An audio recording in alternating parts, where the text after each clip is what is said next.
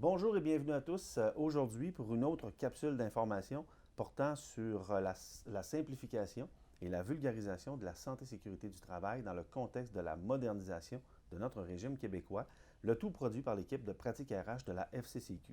Je me présente, mon nom est Marc-André Pedneau, je suis le directeur de la santé et sécurité du travail à la FCCQ et aujourd'hui, nous avons la chance et le privilège d'avoir avec nous Stéphane Paré de l'APCHQ. Bonjour Stéphane. Bonjour Marc-André, merci de m'accueillir. Ça fait plaisir. Stéphane viendra parler avec nous, il viendra nous expliquer, dans le fond, les mesures au niveau du secteur de la construction qui entreront bientôt en vigueur le 1er janvier prochain. Avant d'aller plus loin, je vais quand même prendre quelques instants pour vous présenter Stéphane ce matin.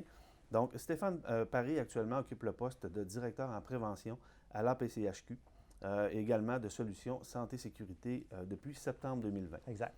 Il œuvre dans le domaine de la santé-sécurité depuis plus de 25 ans, diplômé de l'Université de Montréal en santé-sécurité, en relations industrielles, en santé mentale également. Il a complété un programme de leadership en Beauce en 2018, DESS en prévention et règlement des différends à l'Université de Sherbrooke, conseiller en ressources humaines agréées. Bref, il a à cœur le domaine de la prévention dans les organisations, on peut comprendre. Donc, vous aurez compris, je pense que nous avons la bonne personne ce matin pour parler de nos changements dans le domaine de la construction. Alors, sans plus tarder, Stéphane, on va commencer avec la première question. Oui. Pourrais-tu nous brosser un tableau des principaux changements qui vont entrer en vigueur dans le domaine de la construction le 1er janvier prochain? Oui, bien, ça va me faire plaisir, Marc-André. Dans le fond, en même temps que la LMR-SST a été adoptée, le gouvernement a adopté le règlement sur les mécanismes propres aux chantiers de construction qui entre en vigueur, comme tu l'as dit, le 1er janvier 2023. Donc, il amène des nouveaux mécanismes de prévention et de participation des travailleurs. Donc, si je synthétise le plus possible, on parle sur les chantiers de 10 travailleurs et plus d'un représentant en santé et sécurité à temps partiel, donc pour les chantiers de 10 à 99 travailleurs. Ensuite, pour les chantiers de 100 travailleurs et plus, on parle d'un représentant en santé et sécurité qui exercerait les fonctions de RSS à temps plein. Ensuite, les comités de chantier demeurent, comités de santé et sécurité. Par contre, on parle maintenant à partir des chantiers de 20 travailleurs et plus.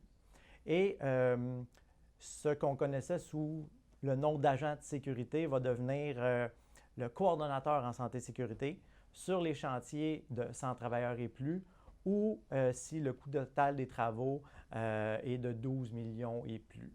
Évidemment, le programme de prévention demeure l'outil privilégié là, par la CNESST pour prendre en charge et gérer les risques qui sont présents là, sur un chantier de construction. Il va y avoir évidemment des nouveautés à l'intérieur là, du programme de prévention, mais on aura la chance d'en reparler là, plus tard dans l'entrevue. J'ai d'autres questions pour toi. Ben oui, un bel exercice pour avoir synthétisé, merci.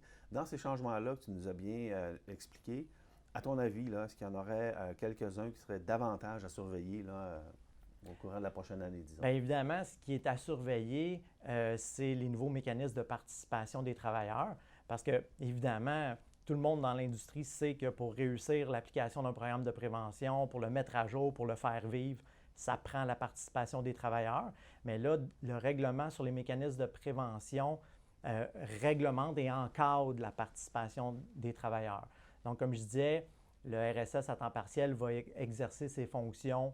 C'est prévu là, à temps partiel pour les chantiers de 10 à 99 travailleurs, les autres à temps plein sur 100 travailleurs et plus. Donc, c'est sûr que ça va être un défi, hein, un beau défi de collaboration entre les maîtres d'œuvre et les travailleurs pour arriver justement à bien, les deux, on devrait avoir le même objectif, d'avoir des chantiers sécuritaires sans accident. Donc, il va falloir, ça va être à suivre. Là. Comment on va faire vivre? Parce qu'un chantier, c'est vivant, ça évolue dans le temps. C'est une succession de travailleurs. Ce n'est pas les mêmes au début versus le milieu et la fin. Donc, ça va être de faire vivre ça là, au quotidien. Ça va être un beau défi. Oui, tout à fait. Parlons des entrepreneurs. À ton avis, oui. Est-ce qu'ils seront prêts le 1er janvier prochain à mettre en place et à travailler dans ces nouvelles conditions-là? Ça, c'est la grande question. J'aime penser que les entrepreneurs, bien, on le sait, les entrepreneurs, c'est des gens de défi. Je dis souvent, c'est les gens qui sautent en bas d'un avion puis qui construisent le parachute en descendant. Là. ils se sont adaptés à la pandémie, ils ont vécu la hausse du coût des travaux, le manque de main-d'œuvre, les délais serrés. Donc, j'aime à penser qu'ils vont être capables de relever le défi de la santé-sécurité parce que je pense que tout le monde a à cœur la santé-sécurité sur un chantier de construction.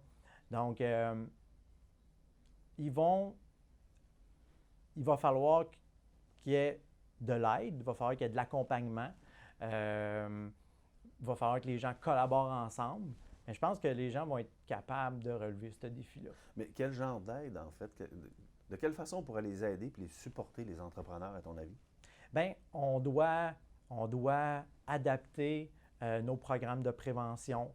On doit, si je pense comme du côté de la PCHQ, on développe et on fournit des programmes de prévention le plus complet possible pour les membres, des outils pour les aider à faire leur inspection, à faire leur entretien préventif, à animer leur comité de chantier, à faire des bons comptes rendus. Donc, je pense que ça va prendre ça. Ça va prendre aussi de la formation aussi pour les aider, pour leur expliquer. C'est sûr qu'on le fait depuis le tout début de la LMR-SST, mais il va falloir continuer de le faire. Il va falloir continuer de les aider et de les accompagner pour faire vivre ces nouveaux mécanismes de participation et de prévention-là au fil des prochains mois. Tout à fait. Très pertinent. Merci. Une autre question. Est-ce qu'il y aurait d'autres éléments, en tant qu'expert dans le domaine, bien entendu, est-ce qu'il y aurait d'autres choses sur lesquelles tu voudrais attirer notre attention en lien toujours avec la modernisation dans l'industrie de la construction? Bien, un des grands défis aussi qui va se poser, je viens de parler de formation. Bien, tous les acteurs dans l'industrie de la construction, le RSS à temps partiel, le RSS à temps plein, les membres de comité de chantier, le coordonnateur santé-sécurité vont devoir avoir une formation obligatoire, là, conforme à la réglementation. Par contre, les mécanismes, comme on a dit, arrivent ou entrent en vigueur le 1er janvier 2023 avec des nouveaux acteurs, des nouvelles fonctions qu'ils vont devoir exercer sur les chantiers. Mais l'obligation de formation, elle, entre seulement en vigueur le 1er janvier 2024. Donc, on a un délai d'1 an où les gens vont exercer des fonctions pour lesquelles ils ne sont peut-être pas tous formés. Donc, c'est là que ça va prendre probablement de la collaboration, autant des employeurs, des travailleurs, des syndicats, mais aussi de la CNESST quand ils vont intervenir. Il va y avoir beaucoup d'éducation à faire pour amener ces gens-là à bien exercer leurs fonctions. Parce que les formations, c'est plus tard qu'ils arrivent. Donc, je pense que ça c'est un enjeu à surveiller, là. En effet, c'est un élément important à surveiller. C'est un très bon point. En terminant, c'est déjà notre dernière question. Oui, ça passe vite. On pourrait en parler encore longtemps.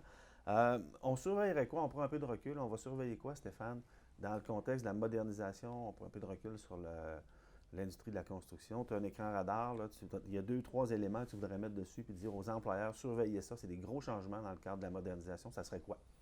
Bien, la LMR-SST amène beaucoup de changements. C'est sûr que la première chose que je dirais, c'est les risques psychosociaux, la santé psychique des travailleurs. Donc, comment les employeurs, avec la collaboration des travailleurs, vont arriver à prendre en charge les risques psychosociaux.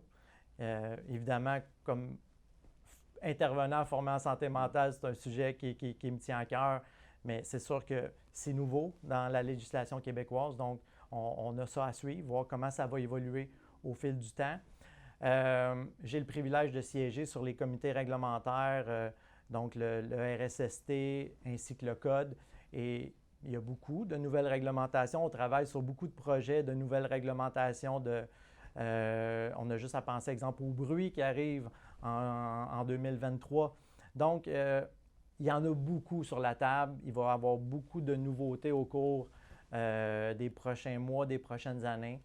Donc, pour les employeurs, la santé-sécurité doit être une priorité, mais il y a beaucoup de nouveautés qui s'en viennent là, au cours des prochains mois, prochaines années. Stéphane, c'est déjà tout. Merci beaucoup d'avoir partagé avec beaucoup de générosité tes compétences et ton expertise avec nous et avec les auditeurs ce matin de Pratique RH. Alors, merci beaucoup d'avoir été avec nous et restez connectés avec nous pour les prochaines capsules de santé-sécurité visant à simplifier notre régime et la modernisation. Les prochaines capsules parleront de risques psychosociaux ainsi que des mesures de changement par rapport à la réadaptation et le nouveau formulaire d'assignation temporaire notamment. Alors merci et bonne journée.